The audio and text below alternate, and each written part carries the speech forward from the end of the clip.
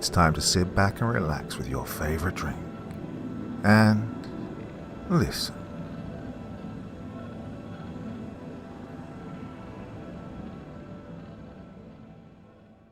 The Hills of the Dead. Chapter 1. Voodoo. The twigs which Unlonger flung on the fire broke and crackled. The upleaping flames lighted the countenances of the two men. Unlonger, voodoo man of the Slave Coast, was very old. His wizened and gnarled frame was stooped and brittle, his face creased by hundreds of wrinkles. The red firelight glinted on the human finger bones which composed his necklace. The other was an Englishman, and his name was Solomon Kane. He was tall and broad-shouldered, clad in black close garments, the garb of the Puritan. His featherless slouch hat was drawn low over his heavy brows, shadowing his darkly pallid face. His cold, deep eyes brooded in the firelight. "You come again, brother," droned the fetish man, speaking in the jargon which passed for a common language of black men and white on the west coast. "Many moons burn and die since we make blood palaver. You go to the setting sun, but you come back." Kane's voice was deep and almost ghostly. "Yours is a grim land and longer, a red land barred with the black darkness of horror and the bloody shadows of death, and yet I have returned." And Longer stirred the fire, saying nothing, and after a pause, Kane continued. "Yonder, in the unknown vastness." His long finger stabbed at the black, silent jungle which brooded beyond the firelight. "Yonder lie mystery and adventure and nameless terror. Once I dared the jungle, and once she nearly claimed my bones. Something entered into my blood. Something stole into my soul like a whisper of unnamed sin. The jungle, dark and brooding. Over leagues of the blue salt sea she has drawn me, and with the dawn I go to seek the heart of her. Mayhap I shall find curious adventure. Mayhap my doom awaits me. But better death than the ceaseless and everlasting urge, the fire that's burned my veins with bitter longing." She call," muttered Unlonger. "At night she coil like serpent about my hut and whisper strange things to me. Yah, the jungle call. We be blood brothers, you and I, me and Longer, mighty worker of nameless magic. You go to the jungle as all men go who hear her call. Maybe you live, more likely you die. You believe in my fetish work?" "I understand it not," said Kane grimly. "But I have seen you send your soul forth from your body to animate a lifeless corpse." "Aye, me, Unlonger, priest of the Black God. Now watch, I make magic." Kane gazed at the old voodoo man who bent over the fire, making even motions with his hands and mumbling incantations. Kane watched, and he seemed to grow sleepy. A mist wavered in front of him, through which he saw dimly the form of Unlonger, etched dark against the flames. And then it faded out. Kane awoke with a start, hand shooting to the pistol in his belt. Unlonger grinned at him across the flame, and there was a scent of early dawn in the air. The fetish man held a long stave of curious black wood in his hands. His stave was carved in a strange manner, and one end tapered to a sharp point. "This voodoo staff," said Unlonger, putting it in the Englishman's hand. "Where your guns and long knife fail, this save you. When you want me, lay this on your breast. Fold your hands on it and sleep. I come to you in your dreams." Kane weighed the thing in his hand, highly suspicious of witchcraft. It was not heavy, but seemed as hard as iron. A good weapon, at least, he decided. Dawn was just beginning to steal over the jungle and the river. Chapter 2. Red Eyes. Solomon Kane shifted his musket from his shoulder and let the stock fall to the earth. Silence lay about him like a fog.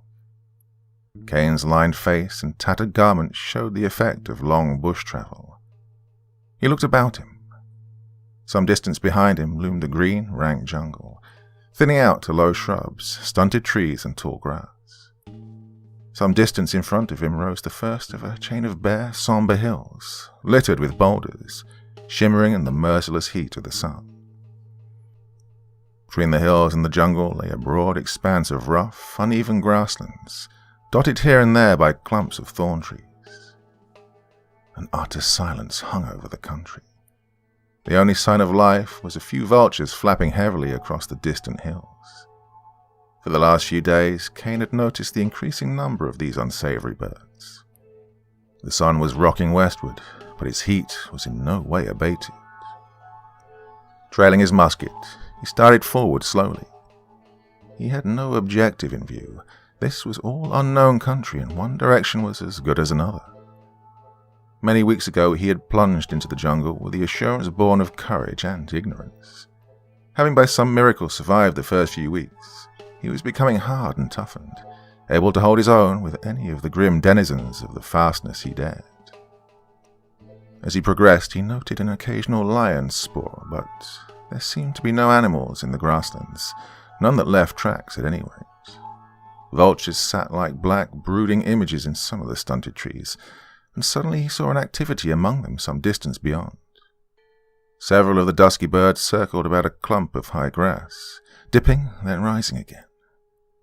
Some beast of prey was defending his kill against them, Kane decided, and wondered at the lack of snarling and roaring which usually accompanied such scenes. His curiosity was roused, and he turned his steps in that direction.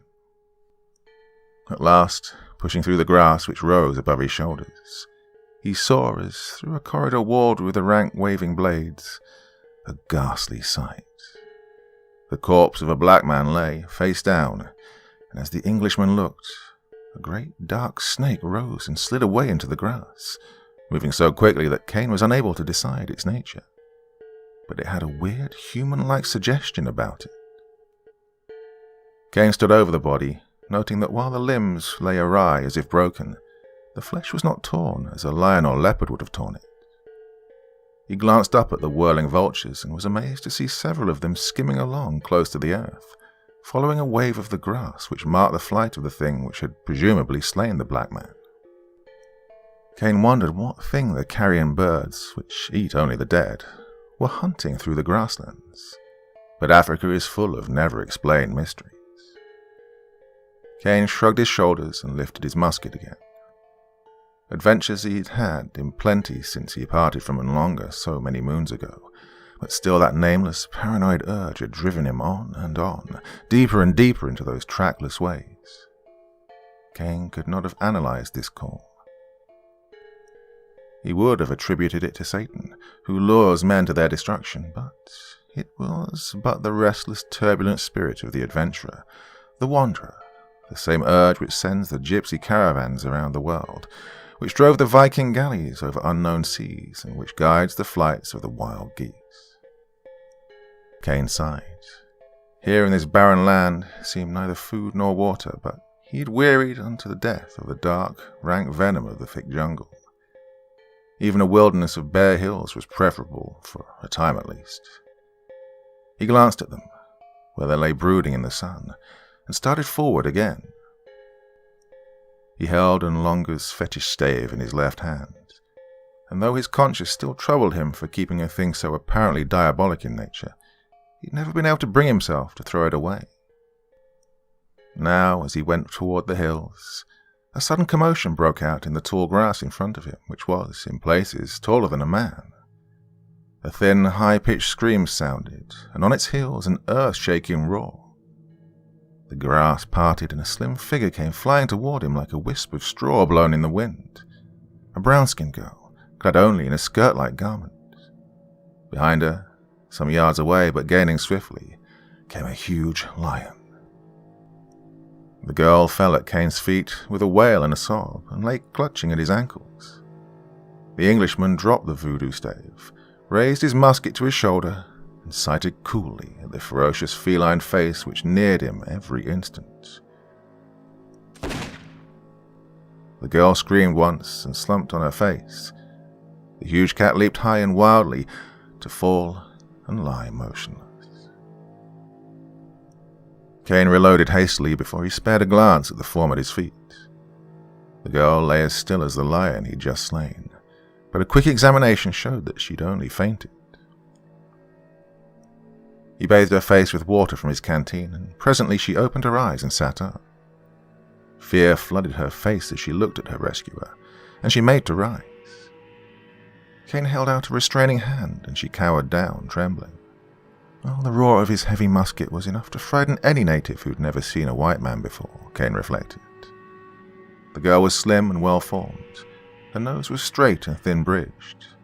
She was a deep brown in color, perhaps with a strong Berber strain. Kane spoke to her in a river dialect, a simple language he'd learned during his wanderings, and she replied haltingly. The inland tribe traded slaves and ivory to the river people and were familiar with their jargon. "My village is there," she answered Kane's question, pointing to the southern jungle with a slim, rounded arm. "My name is Zuna. My mother whipped me for breaking a cooking kettle, and I ran away because I was angry. I'm afraid. Please, let me go back to my mother." "You may go," said Kane, "but I will take you, child. Suppose another lion came along. You were very foolish to run away." She whimpered a little. "Are you not a god?" "No, Zuna. I am only a man, though the color of my skin is not as yours. Now, lead me to your village." She rose hesitantly, eyeing him apprehensively through the wild tangle of her hair. To Kane, she seemed like some frightened young animal. She led the way, and Kane followed. She indicated that her village lay to the southeast, and their route brought them nearer to the hills. The sun began to sink, and the roaring of lions reverberated over the grasslands. Kane glanced at the western sky. Open country was no place in which to be caught by night. He glanced toward the hills and saw that they were within a few hundred yards of the nearest. He saw what seemed to be a cave. "Zuna," he said haltingly, "we can never reach your village before nightfall. If we bide here, the lions will take us. Yonder is a cavern where we may spend the night."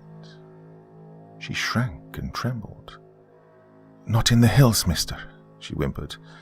"Better the lions." "Nonsense." His tone was impatient. He had had enough of native superstition. "We will spend the night in yonder cave." She argued no further, but followed him. They went up a short slope and stood at the mouth of the cavern, a small affair with sides of solid rock and floor of deep sand. "Gather some dry grass, Zuna," commanded Kane, standing his musket against the wall at the mouth of the cave. "But do not go far away, and listen for lions. I'll build here a fire which shall keep us safe from beasts tonight. Bring some grass and twigs you may find, like a good child, and we will sup. I have dried meat in my pouch, and water also." She gave him a strange long glance, then turned away without a word.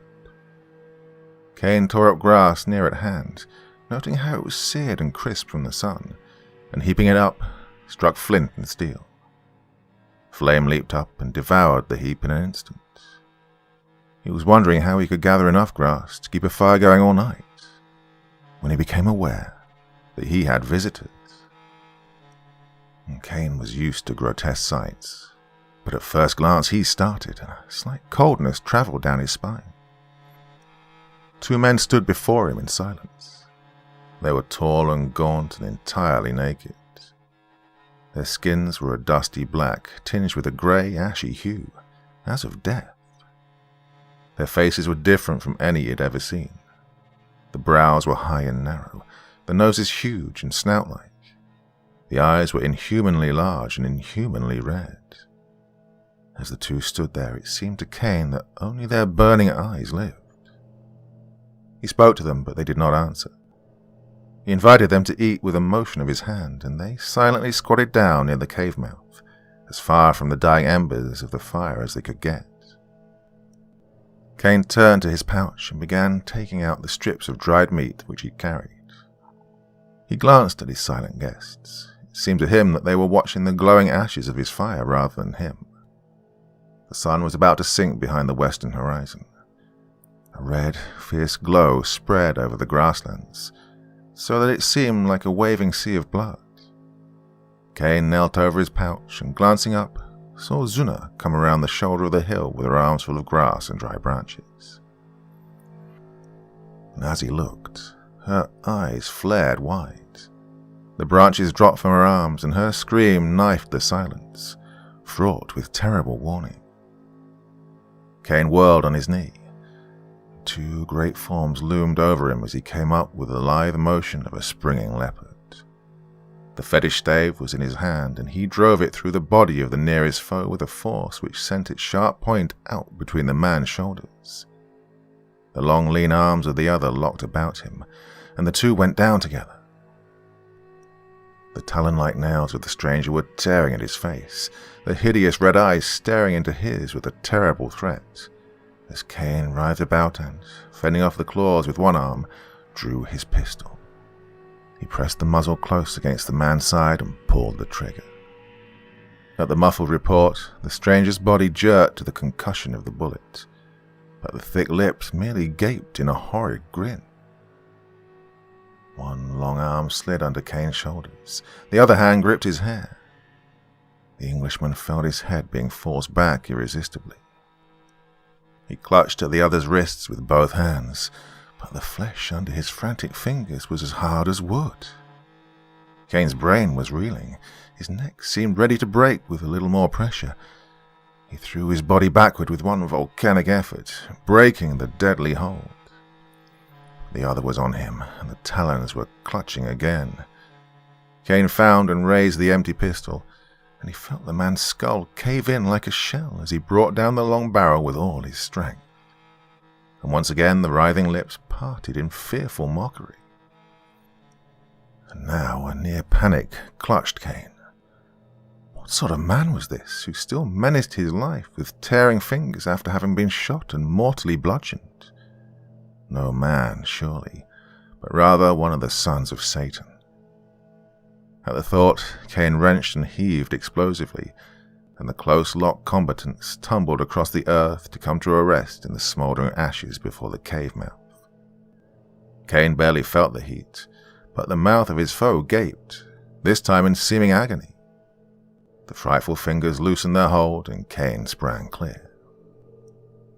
The savage creature with his shattered skull was rising on one hand and one knee when Cain struck, returning to the attack as a gaunt wolf returns to a wounded bison. From the side he leaped, landing full on the sinewy back, his steely arms seeking and finding a deadly wrestling hold. As they went to the earth together, he broke the other's neck, so that the hideous dead face looked back over one shoulder. The body lay still, but to Cain it seemed that it was not dead even then, for the red eyes still burned with their grisly lights. The Englishman turned to see the girl crouching against the cave wall. He looked for his stave. It lay in a heap of dust, among which were a few smouldering bones. He stared, his brain reeling. Then, with one stride, he caught up the voodoo staff and turned to the fallen man. His face set in grim lines as he raised it, he then drove it through the savage breast. And before his eyes, the great body crumbled, dissolving to dust as he watched horror-struck, even as the first opponent had crumbled when Cain had first thrust the stave. Chapter 3. Dream Magic. Great God! Whispered Cain. Those men were dead. Vampires. This is Satan's handiwork manifested. Zuna crawled to his knees and clung there. These be walking dead men, mister, she whispered. I should have warned you. Why did they not leap on my back when they first came? He asked. They feared the fire. They were waiting for the embers to die entirely. Whence came they? From the hills. Hundreds of their kind swarm among the boulders and caverns of these hills, and they live only on human life, For a man they will slay, devouring his ghost as it leaves his quivering body. They are suckers of souls. Mister, among the greater of these hills there is a silent city of stone, and in the old times, in the days of my ancestors, these people lived there. They were human, but they were not as we, for they had ruled this land for ages. The ancestors of my people made war on them and slew many, and their magicians made all the dead men as these were. And in the end, all died. And for ages they have preyed on the tribes of the jungle, stalking down from their hills at midnight and at sunset to haunt the jungle ways and slay and slay. Men and beasts flee them, and only fire will destroy them. Here is that which will destroy them, said Cain grimly, raising the voodoo stave. Black magic must fight black magic, and I know not what spell Unlonger put hereon, but... You are a god, Zuna decided aloud. No man could overcome 2 of the walking dead men. Mister, can you not lift this curse from my tribe? There is nowhere for us to flee, and the monsters slay us at will, catching wayfarers outside the village wall. Death is on this land, and we die helpless. Deep in Cain stirred the spirit of the crusader, the fire of the zealot, the fanatic who devotes his life to battling the powers of darkness. Let us eat, he says. Then we will build a great fire at the cave mouth. The fire which keeps away these beasts shall also keep away fiends. Later Cain sat just inside the cave, chin rested on clenched fist, eyes gazing unseeingly into the fire. Behind in the shadows, Zuna watched him, in awe. God of hosts, Cain muttered, grant me aid. My hand it is which must lift the ancient curse from this dark land. How am I to fight these dead fiends, who yield not to mortal weapons? Fire will destroy them, a broken neck renders them helpless. That voodoo stave thrust through them crumbles them to dust. But of what avail? How may I prevail against the hundreds who haunt these hills, and to whom human life essence is life? Have not, as Zuna says, warriors come against them in the past, only to find them fled to their high-walled city where no man can come against them? The night wore on. Zuna slept, her cheek pillowed on her round girlish arm. The roaring of the lion shook the hills, and still Cain sat and gazed broodingly into the fire. Outside the night was alive with whispers and rustlings and stealthily soft footfalls. And at times Cain, glancing up from his meditations, seemed to catch the gleam of great red eyes beyond the flickering light of the fire. Grey dawn was stealing over the grasslands when Cain shook Zuna into wakefulness. God have mercy on my soul for delving into barbaric magic, said he, but demonry must be fought with demonry, perhaps. Tend ye the fire and awake me if aught untoward occurs. Cain lay down on his back on the sand floor and laid the voodoo staff on his breast, folding his hands upon it. He fell asleep instantly, and sleeping, he dreamed. To his slumbering self it seemed that he walked through a thick fog, and in this fog he met Umhlonga, true to life. Umhlonga spoke, and the words were clear and vivid, impressing themselves on his consciousness so deeply as to span the gap between sleeping and waking. Send this girl to her village soon after sunup when the lions have gone to their lairs, said Umhlonga, and bid her bring her lover to you at this cave. There make him lie down as if to slumber, holding the voodoo stave.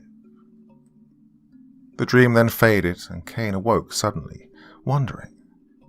How strange and vivid had been this vision, and how strange to hear Umhlonga talking in English, without the jargon. Cain shrugged his shoulders. He knew that Umhlonga claimed to possess the power of sending his spirit through space, and he himself had seen the voodoo man animate a dead body. Still... Zuna, said Cain, giving the problem up.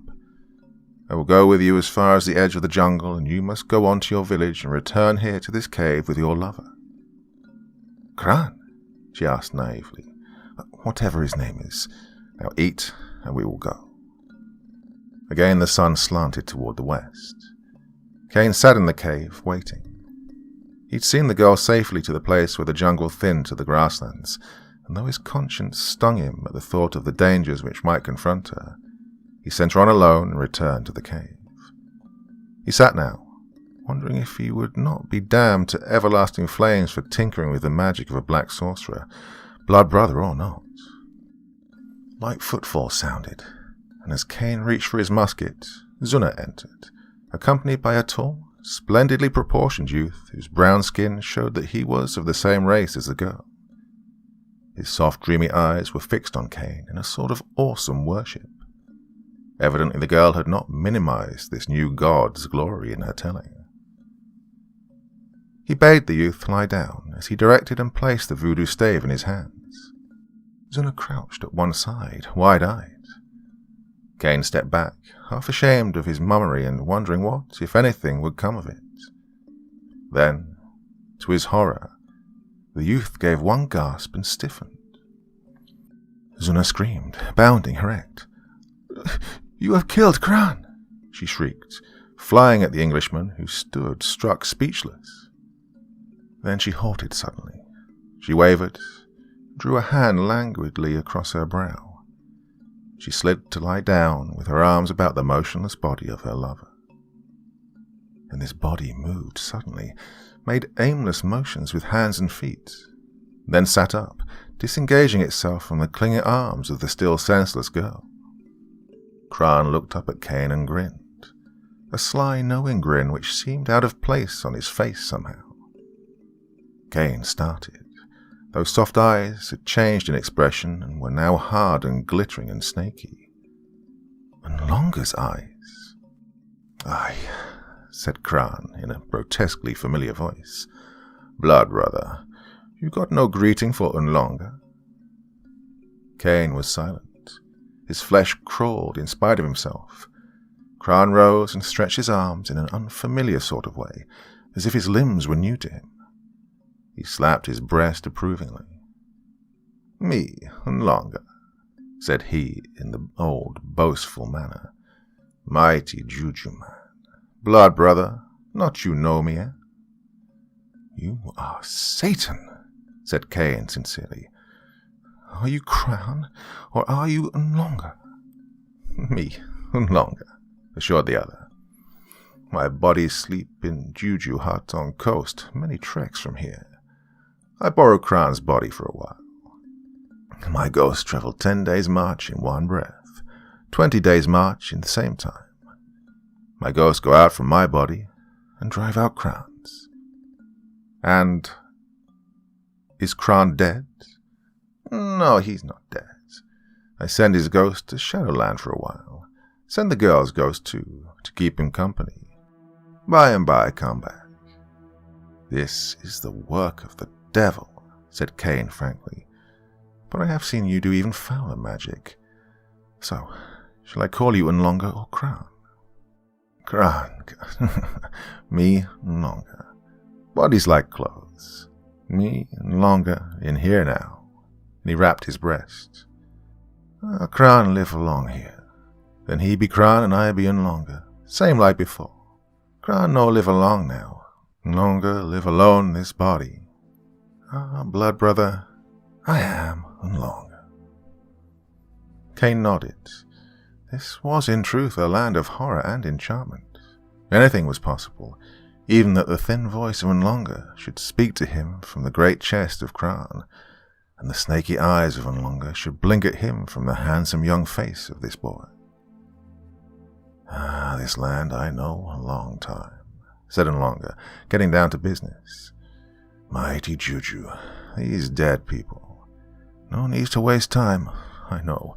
I talk to you in sleep. My blood brother wants to kill these dead fellows, eh?" "'Tis a thing opposed to nature," said Cain somberly. "They are known in my land as vampires. I never expected to come upon a whole nation of them." Chapter 4. The Silent City. "Now we find this stone city," said Unlonga. "Yes, Why not send your ghost out to kill these vampires? Cain asked idly. Ghost gotta have one fellow body to work in, Unlonger answered. Sleep now, tomorrow we'll start. The sun had set. The fire glowed and flickered in the cave mouth. Cain glanced at the still form of the girl, who lay there where she'd fallen, and prepared himself for slumber. Awake me at midnight, he admonished, and I will watch from then until dawn. But when Unlonger finally shook his arm, Cain awoke to see the first light of dawn reddening the land. Time we started, said the fetish man. But the girl, are you sure she lives? She lives, blood brother. Then in God's name we cannot leave her here at the mercy of any prowling fiend who might chance upon her, or some lion might... No lion comes. Vampire scent still lingers, mixed with man scent. One fellow lion, he no likes man scent. He fears the walking dead man. No beast come, and... Lifting the voodoo stave and laying it across the cave entrance. And no dead man comes now. Cain watched him somberly and without enthusiasm. How will that rod safeguard her? That's mighty juju, said Unlonger. You see how one fellow vampire goes to dust alongside that stave. No vampire dare touches or comes near it. I gave it to you because outside Vampire Hills, one fellow man sometimes meets a corpse walking in the jungle when shadows are black. Not all walking dead men be here, and all must suck life from men. If not, they rot like dead wood. Then make many of these rods and arm the people with them. No can do. Unlonger's skull shook violently. That juju rod is mighty magic, old. No man alive today can tell you how old that fellow be. I make my blood brother sleep and do magic with it to guard him. That time we make palaver in Coast Village. But today we scout and run. No need for it. Leave it here to guard the girl. Cain shrugged his shoulders and followed the fetish man, after glancing back at the still shape which lay in the cave. He would never have agreed to leave her so casually had he not believed in his heart that she was dead. He'd touched her, and her flesh was cold. They went up among the barren hills as the sun was rising. Higher they climbed, up steep clay slopes, winding their way through ravines and between great boulders. The hills were honeycombed with dark, forbidding caves, and these they passed warily, and Cain's flesh crawled as he thought of the grisly occupants therein. For Unlonger said, them vampires, sleep in caves most all of the day until sunset. Them caves are full of fellow dead men. The sun rose higher, baking down on the bare slopes with an intolerable heat. Silence brooded like an evil monster over the land. They'd seen nothing, but Cain could have sworn at times that a black shadow drifted behind a boulder at their approach. Them vampires, they stay hid in the daytime, said Unlonger with a low laugh. They be afraid of fellow vultures. No fools, those vultures. They know death when they see it. They pounce on one fellow dead man and tear and eat if he's lying or walking. A strong shudder shook his companion. Great God, Cain cried, striking his thigh with his hat. Is there no end to the horror of this hideous land? Truly this land is dedicated to the powers of darkness. Cain's eyes burned with a dangerous light.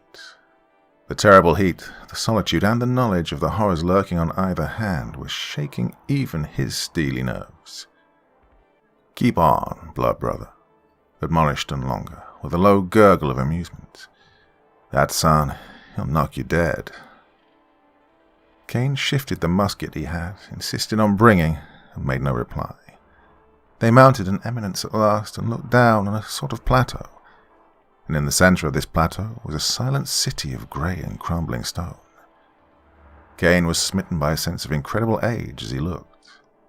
The walls and houses were of great stone bricks, yet they were falling into ruin. Grass grew on the plateau, and high in the streets of that dead city, Kane saw no movement among the ruins. That is their city. Why do they choose to sleep in the caves? Maybe so no stone falls on them from the roof and crushes them. Them stone huts, they fall down from time to time. Maybe they eat each other, too. Silence, whispered Kane. Yeah, them vampires, they don't talk or yell. They're dead. They sleep in caves, wander at sunset and at night. Maybe so them fellow bush tribes come with spears. And them vampires go to stone kraal and fight behind walls. Kane nodded. The crumbling walls which surrounded that dead city were still high and solid enough to resist the attack of spearmen, especially when defended by these snout-nosed fiends. Blood brother, said Unlonger solemnly, I have a mighty magic thought. Be silent a little while.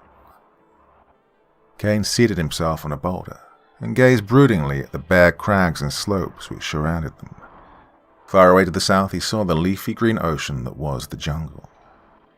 Distance lent a certain enchantment to the scene.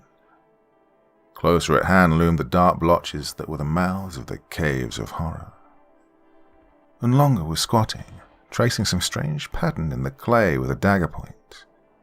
Kane watched him, thinking how easy they might fall victim to the vampires if even 3 or 4 of the fiends should come out of their caverns.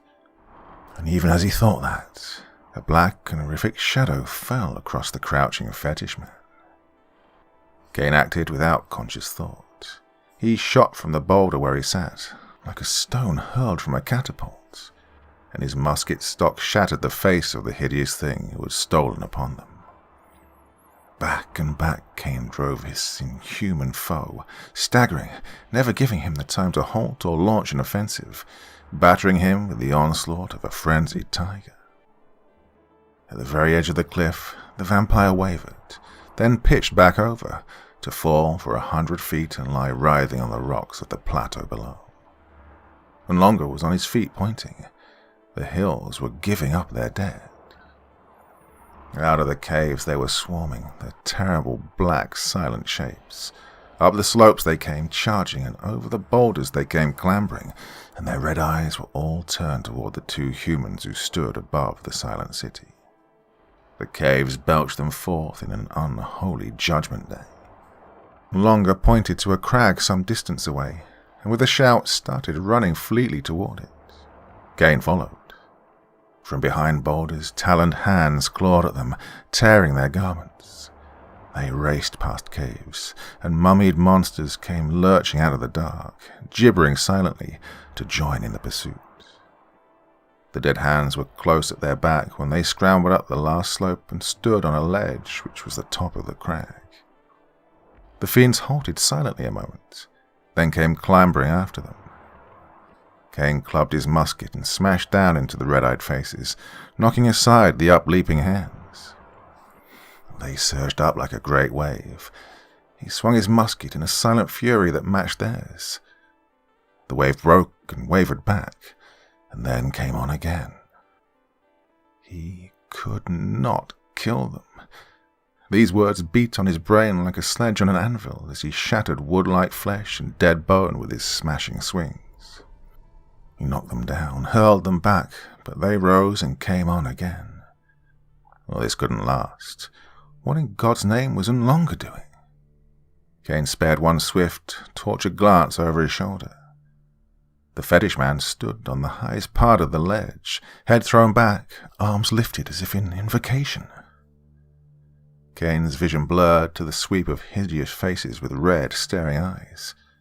Those in front were horrible to see now, for their skulls were shattered, their faces caved in and their limbs broken. But they came on still, and those behind reached across their shoulders to clutch at the man who defied them. Kane was red, but the blood was all his. From the long, withered veins of those monsters no single drop of warm red blood trickled.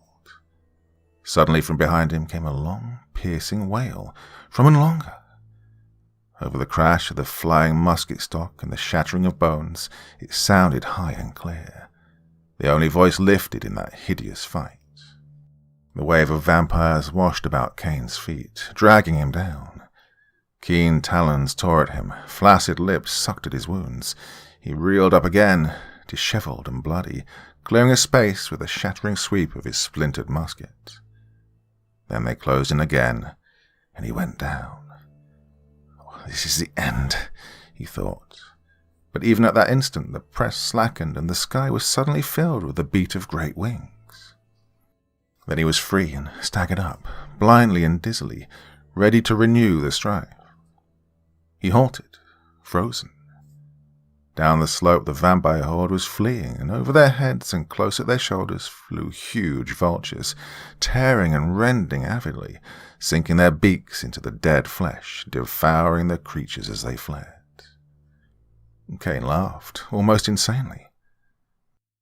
Defy man and God, but you may not deceive the vultures, sons of Satan. They know whether a man be alive or dead. And Longer stood like a prophet on the pinnacle, and the great black bird soared and wheeled about him. His arms still waved, and his voice still wailed out across the hills, and over the skylines they came, hordes upon endless hordes, vultures, vultures, vultures, come to the feast so long denied them. They blackened the sky with their numbers, blotted out the sun. A strange darkness fell on the land. They settled in long, dusky lines, diving into the caverns with a whir of wings and a clash of beaks. And their talons tore at the evil horrors which these caves disgorged. Now all the vampires were fleeing to their city. The vengeance held back for ages had come down on them, and their last hope was the heavy walls which had kept back the desperate human foes. Under those crumbling roofs they might find shelter. And Longer watched them stream into the city, and he laughed until the crags re-echoed. Now all were in, and the birds settled like a cloud over the doomed city, perching in solid rows along the walls, sharpening their beaks and claws on the towers.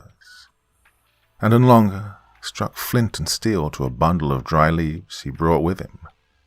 The bundle leaped into instant flame, and he straightened and flung the blazing thing out far over the cliffs. It fell like a meteor to the plateau beneath, showering sparks. The tall grass of the plateau leaped aflame. And from the silent city beneath them, fear flowed in unseen waves like a white fog. Kane smiled grimly. The grass is sere and brittle from the drought, he said. There's been even less rain than usual this season. It'll burn swiftly. Like a crimson serpent, the fire ran through high, dead grass. It spread and spread, and Kane, standing high above, felt the fearful intensity of the hundreds of red eyes which watched from the stone city. Now the scarlet snake had reached the walls and was rearing as if to coil and writhe over them. The vultures rose on heavily flapping wings and soared reluctantly. A vagrant gust of wind whipped the blaze about and drove it in a long red sheet around the wall. Now the city was hemmed in on all sides by a solid barricade of flame. The roar came up to the two men on the high crag. Sparks flew across the wall, lighting in the high grass in the streets. A score of flames leaped up and grew with terrifying speed. A veil of red-cloaked streets and buildings, and through this crimson whirling mist, Kane and Longer saw hundreds of dark shapes scamper and writhe, to vanish suddenly in the red burst of flame. And there rose an intolerable scent of decayed flesh burning. Kane gazed in awe. This was truly a hell on earth. As in a nightmare, he looked into the roaring red cauldron where dark insects fought against their doom and perished. The flames leaped 100 feet into the air, and suddenly above their roar sounded one bestial, inhuman scream like a shriek from across nameless gulfs of cosmic space, as one vampire, dying, broke the chains of silence which had held him for untold centuries. High and haunting it rose, the death cry of a vanishing race. Then the flames dropped suddenly. The conflagration had been a typical grass fire, short and fierce. Now the plateau showed a blackened expanse, and the city a charred and smoking mass of crumbling stone. Not one corpse lay in view, not even a charred bone. Above all were the dark swarms of the vultures, but they too were beginning to scatter. Cain gazed hungrily at the clean blue sky. The sight to him was like a strong sea wind clearing a fog of horror. From somewhere sounded the faint and far-off roaring of a distant lion, and the vultures were flapping away in black, straggling lines.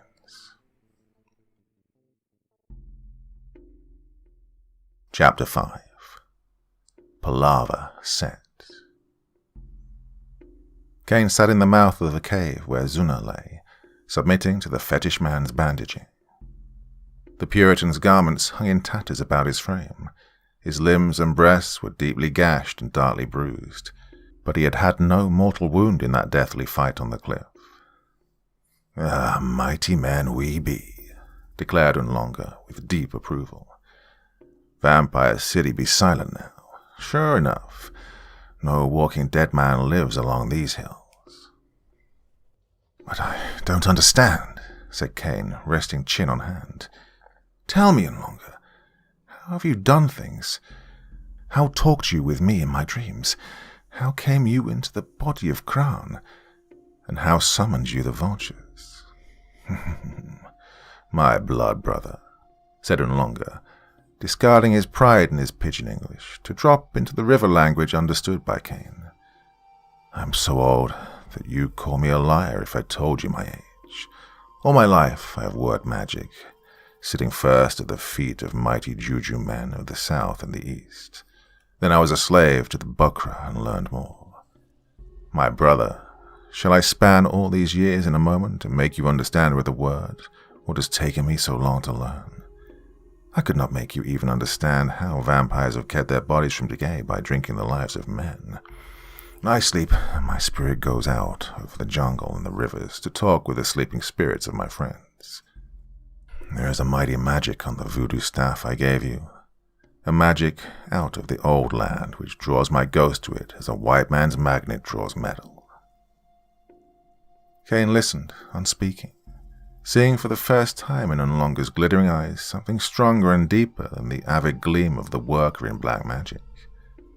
To Cain it seemed almost as if he looked into the far-seeing and mystic eyes of a prophet of old. "I spoke to you in dreams," Unlonger went on, "and I made a deep sleep come over the souls of Kran and of Zuna, and removed them into a far dim land, whence they shall soon return unremembering. All things bow to magic, blood brother, and beasts and birds obey the master words. I work strong voodoo, vulture magic, and flying people of the air gathered at my call. These things I know and am a part of, but how should I tell you of them? Blood brother, you're a mighty warrior, but in the ways of magic you are as a little child lost. And what has taken me long dark years to know, I may not divulge to you so you would understand. My friend, you think only of bad spirits, but were my magic always bad? Should I not take this fine young body in place of my old wrinkled one and keep it? But Kran shall have his body back safely. Keep the voodoo staff, blood brother. It has mighty power against all sorcerers and serpents and evil things. And now I return to the village on the coast, where my true body sleeps. So what of you, my blood brother?" Cain pointed silently eastward. "Well, the call grows no weaker, and I go." Unlonger nodded, held out his hand. Cain grasped it. The mystical expression had gone from the fetish man's face, and the eyes twinkled snakily with a sort of reptilian mirth. "Me go now, blood brother," said the fetish man, returning to his beloved jargon, of whose knowledge he was prouder than all his conjuring tricks. "You take care. That one fellow jungle, she pluck your bones yet. Remember that voodoo stave, brother. Ay-ya, palaver set." He fell back on the sand, and Cain saw the keen, sly expression of Unlonger fading from the face of Kran. His flesh crawled again. Somewhere back on the slave coast, the body of Unlonger withered and wrinkled, was stirring in the juju hut, was rising as if from a deep sleep. And Kane shuddered. Kran sat up, yawned, stretched, and smiled. Beside him, the girl Zuna rose, rubbing her eyes.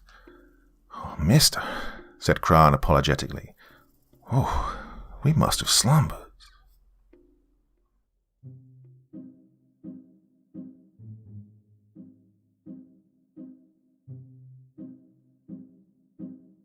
So another old school one there from back in the day.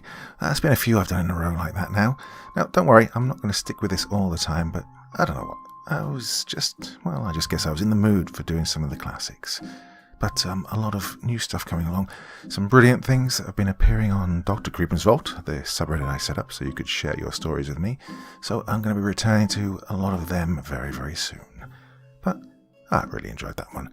Really classic old school vampire tale. Well, that's enough for a while, isn't it? I'll be back again very, very soon, probably on Sunday. Till then, have a nice weekend, and very, very sweet dreams, and bye-bye.